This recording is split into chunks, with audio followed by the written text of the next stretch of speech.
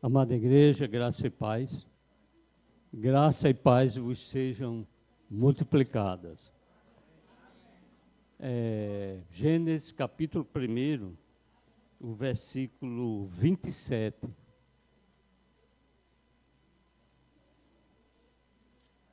Culto da família. E nós vamos abordar um pouco sobre a essência da família, a relação de Deus com a família e explorar um pouco, de uma forma rápida, a questão de bênçãos e a questão de maldição. Hoje não se fala muito, mas tinha uma época que falava muito em maldição hereditária.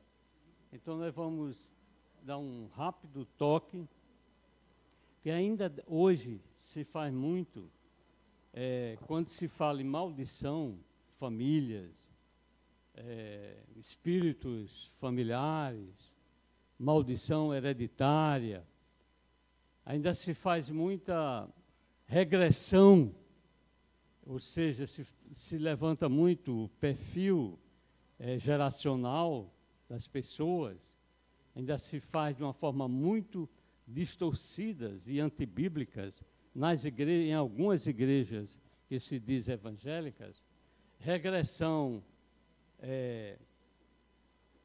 no tempo, a regressão até o útero, e, se possível, umas regressões estranhas, muito estranhas, que nos leva a pensar assim, coisas com envolvimento tenebrosos, né? Do mundo dos demônios, coisas desse tipo. Gênesis capítulo 1, versículo 27, diz o seguinte: criou Deus, pois, o homem à sua imagem. Criou Deus, pois, o homem à sua imagem. A imagem de Deus o criou. Homem e mulher os criou. Homem e mulher os criou. Ou seja, Deus foi quem criou o casamento. Então, o casamento é uma ideia de Deus, não é? O casamento não é uma ideia humana.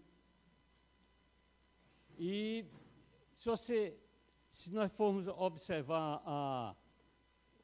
a relação de Deus na busca de salvação, de resolver os problemas humanos, sempre Ele chamou uma família, sempre Ele faz isso por intermédio da família, até chegar à dimensão de igreja, que é exatamente a família de Deus. Chama Adão, chama Eva, vai chamando Abraão, outras famílias, até chegar à família Maria e José, do qual nasceu o Senhor, o Salvador, que por esta razão é que nós estamos aqui, louvando a Deus, na exaltação do nome de Deus, na realização do seu amor por intermédio do Senhor Jesus Cristo, a palavra, o amor que se fez carne e no castigo do pecado, o domínio do pecado, mas nós só vamos ficar livres da presença do pecado numa dimensão de novo céu, de uma nova terra, de ressurreição no Senhor Jesus Cristo. Quando cremos, passamos a ter, pela grandeza do amor de Deus, do Espírito Santo que habita no crente. Quando crestes, foste selado com o Espírito Santo de Deus para o dia da redenção. Passamos a ter domínio sobre o pecado, mas não estamos livres da presença do pecado. Quando ressuscitarmos em Cristo, numa dimensão de glória, estivermos para sempre com o Senhor, então teremos a libertação plena e total do pecado, ou seja, não teremos mais nenhum problema com a presença do pecado. Então, Gênesis capítulo 1, versículo 27, Deus, portanto, criou os seres humanos à sua imagem. A imagem de Deus os criou. Macho e fêmea os criou. Então, o casamento é uma criação de Deus, o primeiro casamento realizado por Deus, e observe que o casamento, ele foi a coroação da criação de Deus. Deus cria todas as coisas de uma forma harmoniosa, de uma forma sobrenatural, pela grandeza do seu amor, pelo seu poder. E quando ele termina de criar tudo, ele cria o homem, cria a mulher, faz o casamento e estabelece o casal para administrar as coisas que ele criou. Então, o casamento encerra exatamente um processo criativo de Deus, um processo de amor, mas o homem cai. E vivemos essa dificuldade, né, do pecado, da presença, antes de crermos do domínio do pecado, mas nós somos redimidos no Senhor Jesus Cristo pelo seu ato de redenção de uma vez por todas. Interessante é que quando o Senhor ele inicia o seu ministério de redenção, ele inicia num casamento. Ou seja, o processo ministerial de Cristo, a sua ação de redenção, ele é praticamente o início de um novo céu e de uma nova terra, quando ele inicia a redenção de uma forma presencial, de sacrifício ministerial, de vida e de sangue que ele se doa.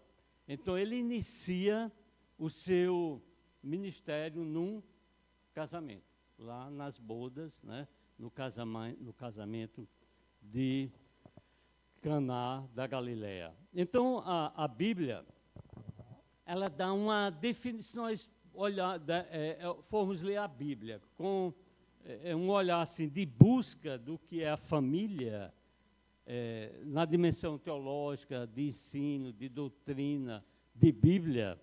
Então, a Bíblia apresenta a família como um corpo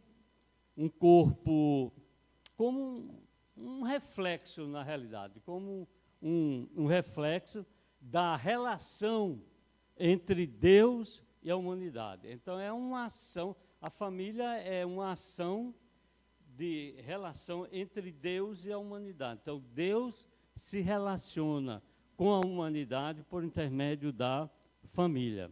Isso com o quê? Com amor, com responsabilidade e com compromisso, que são os valores centrais desta relação de Deus com a família.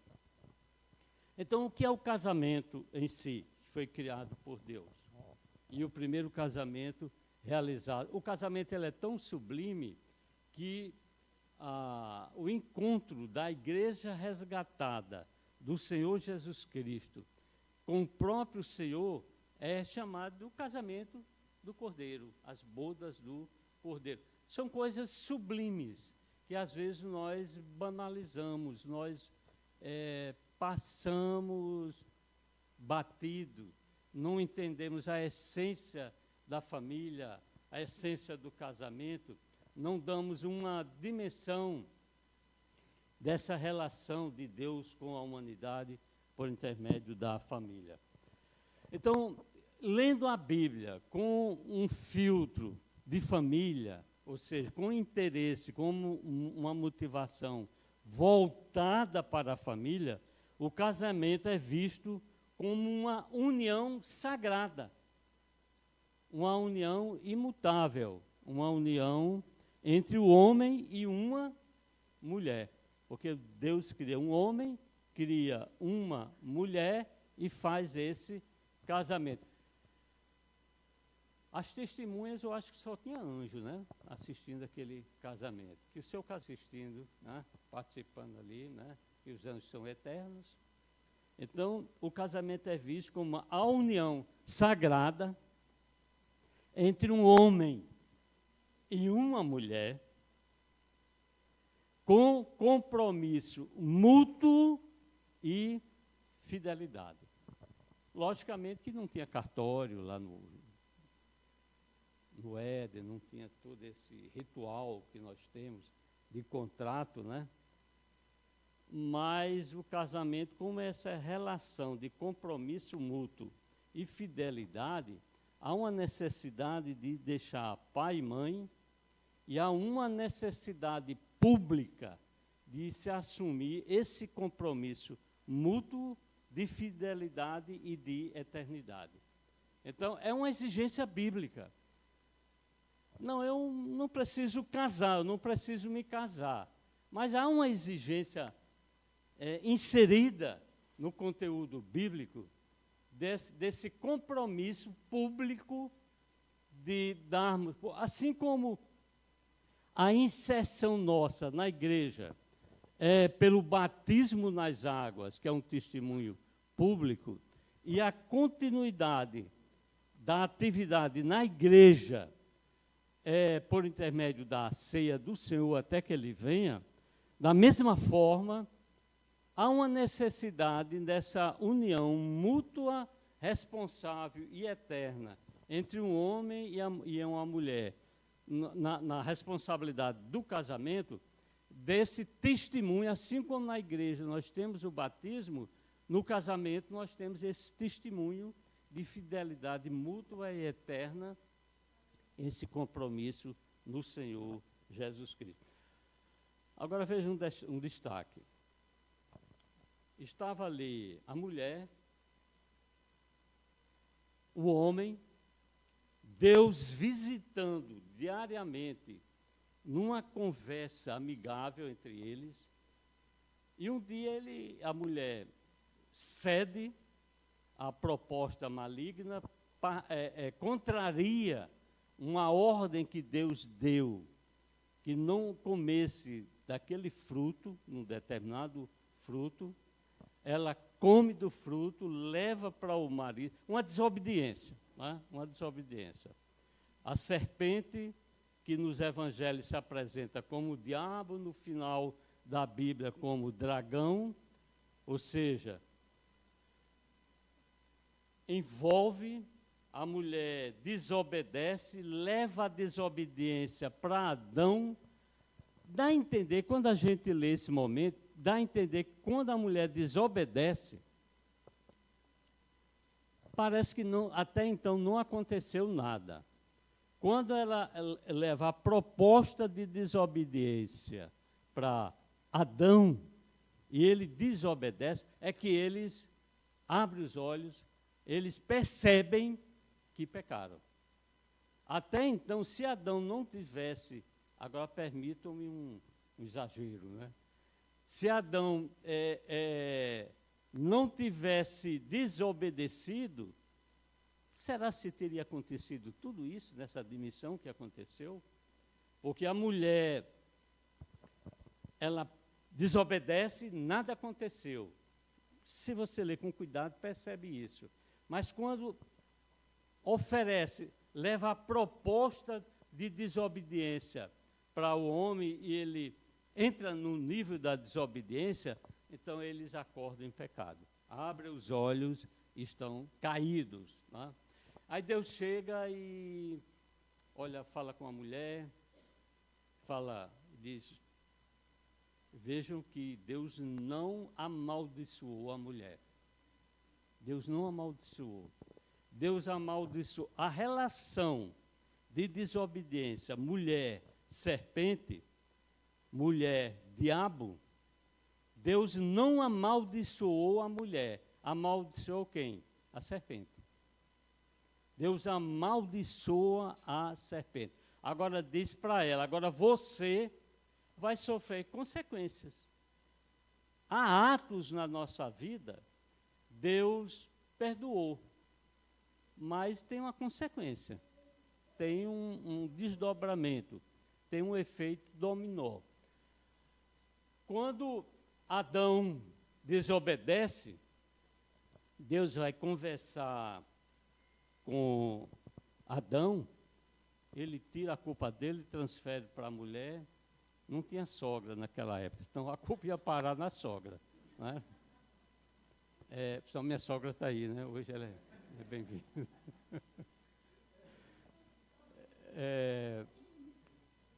Aí Deus conversa com Adão. Deus não amaldiçoa Adão. Deus amaldiçoa quem? A terra.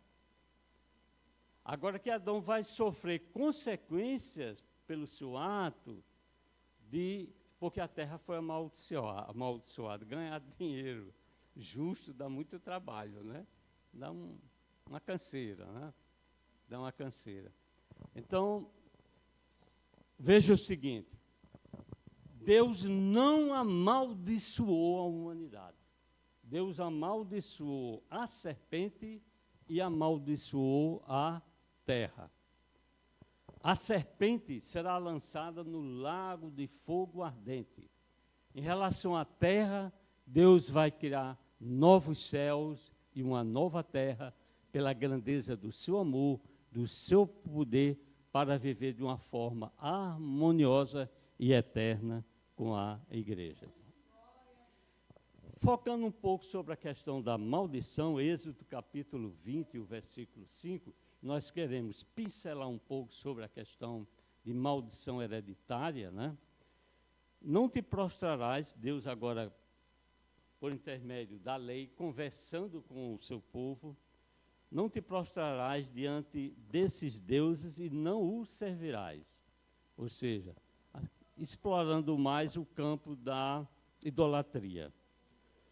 Portanto, eu, o Senhor, teu Deus, sou Deus ciumento, que puno a iniquidade dos pais sobre os filhos até a terceira ou quarta geração dos que me odeiam, ou seja, dos que são idólatras. O versículo seguinte, Êxodo capítulo 20, e o versículo 6, mas também ajo com amor até a 1000ª geração para aqueles que me amam e guardam meus mandamentos. Eu não quero quantificar aqui 4 gerações e quantificar 1000 gerações. O que eu quero comparar é a misericórdia de Deus no momento que ele pune as pessoas. A misericórdia de Deus é infinita. O seu amor é harmonioso. O amor de Deus revelado em Cristo Jesus, na operação do Espírito Santo hoje, é de uma forma harmoniosa, restauradora e viva pela grandeza do seu amor em nós. Então, a teoria, a lógica, a pregação que o pai pecou e o cego, e pergunta, foi ele que pecou ou foi os pais? E o Senhor disse, olha, não, nenhum nem outro, mas isso está ocorrendo para que o meu nome seja glorificado. Ou seja, há no meio evangélico essa questão de hereditariedade de maldição. O pai era cachaceiro, o filho é cachaceiro, o neto vai ser cachaceiro, o bisneto cachaceiro. Me permite essa expressão grosseira, mas, mas não é bem isso que a palavra de Deus fala. Logicamente, há uma transferência de geração por alguma falha. Se alguém tinha um certo patrimônio, um certo pai, e gastou com vícios, com drogas, e se perdeu, logicamente o filho vai passar uma necessidade e pode...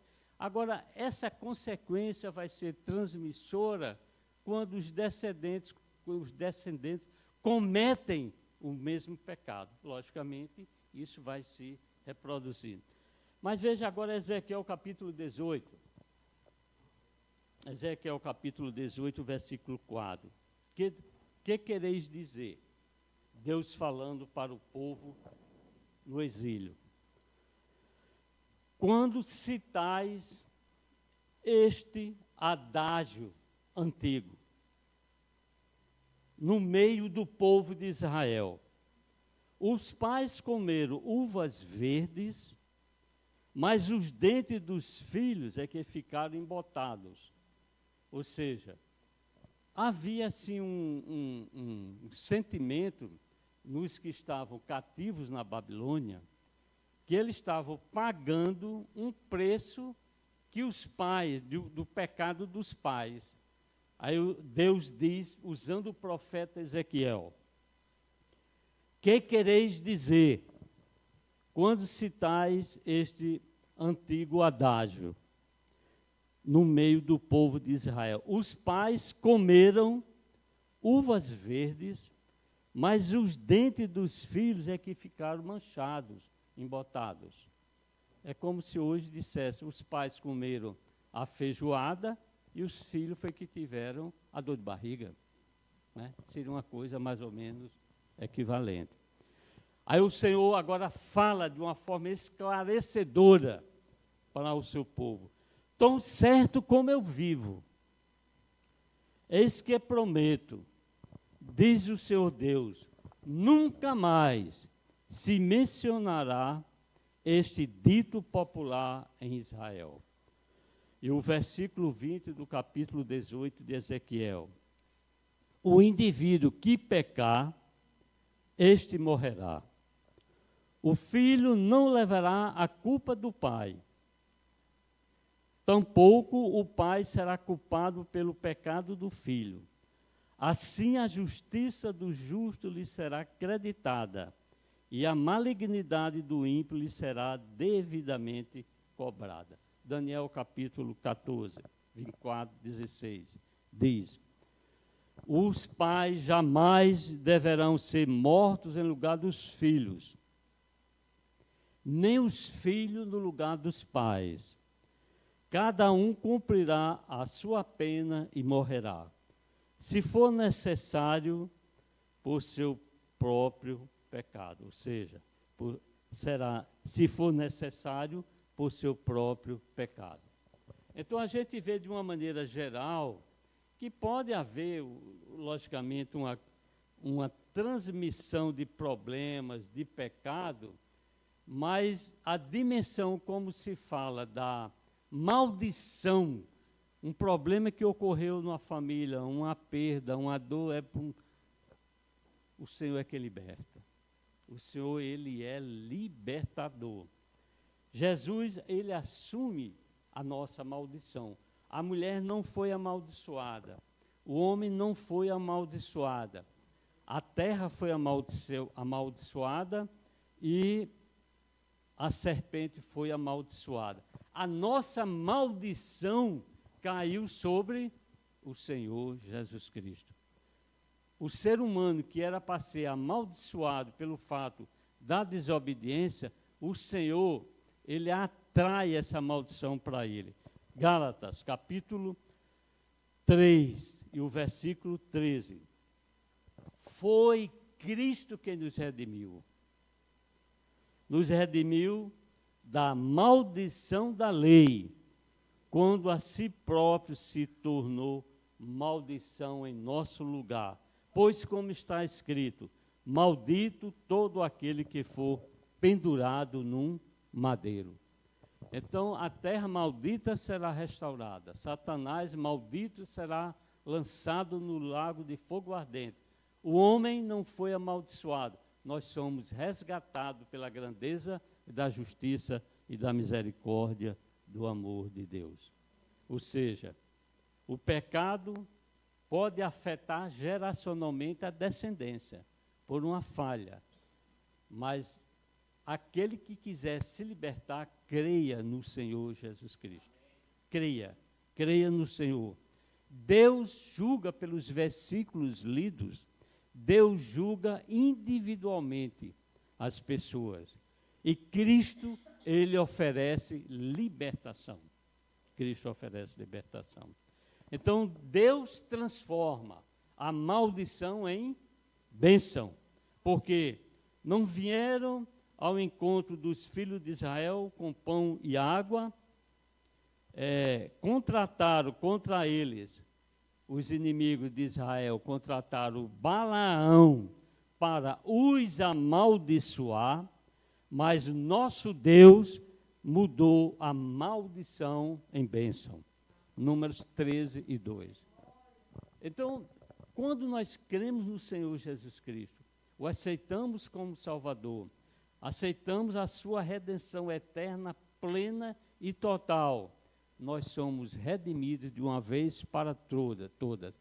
Se alguém quiser fazer um mal a nós, numa dimensão espiritual, qualquer que seja a forma, Deus transformará esse propósito maligno em bênção no Senhor Jesus Cristo. Então, façamos opção pela bênção do Senhor na nossa família.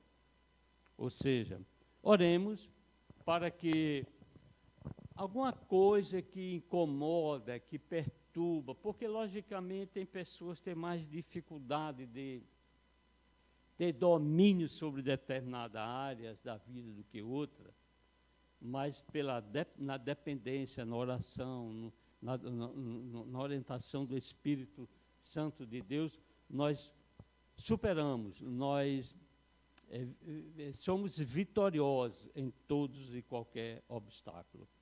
Ore até pelo seu esposo, pela sua esposa, que um dia vai aparecer, já apareceu. Né? Ore pelos filhos que virão, ore pelos filhos que já vieram, na plena certeza, se nós já aceitamos o Senhor Jesus Cristo como Salvador, se nós temos como Salvador, se o nosso nome está escrito no livro da vida, temos a certeza que, se cometermos algumas falhas, podemos sofrer consequências dessas falhas. Mas essa dimensão geracional de maldição, tudo está repreendido no nome do Senhor Jesus Cristo. Vamos ver a paz, a saúde, a libertação plena do Senhor Jesus Cristo. Vamos criar condições de sobrevivência, de vida digna e honesta, de cidadania, de forma que se prepare para a vida é necessário, se preparar para a vida, porque no momento que estamos preparados, Deus, Ele cria oportunidade, então essa intercessão do preparo com a oportunidade é bênção de Deus. Então oremos para que sejamos todos abençoados no Senhor Jesus Cristo. E temos essa certeza, se alguém tinha alguma dúvida de alguma maldição, alguma coisa que lhe incomoda, que é do pai, da mãe, algum momento que a pessoa viveu envolvido com coisas tenebrosas, demoníacas, mas se você aceitou o Senhor Jesus Cristo, você é redimido, é resgatado, é uma nova pessoa, se tornou uma nova pessoa em Cristo Jesus, as coisas passadas já são passadas e somos uma nova criatura em Cristo Jesus. Então, Deus transforma intenções de maldição em bênção pelo seu amor, pela sua grandeza no Senhor Jesus Cristo. Amém? Vamos agora um momento aí de louvor. Então, que o Senhor abençoe todas as famílias que aqui estão em paz, saúde, profunda convicção com a palavra de Deus, em sentimento de vitória e realidade de vitória no Senhor Jesus Cristo.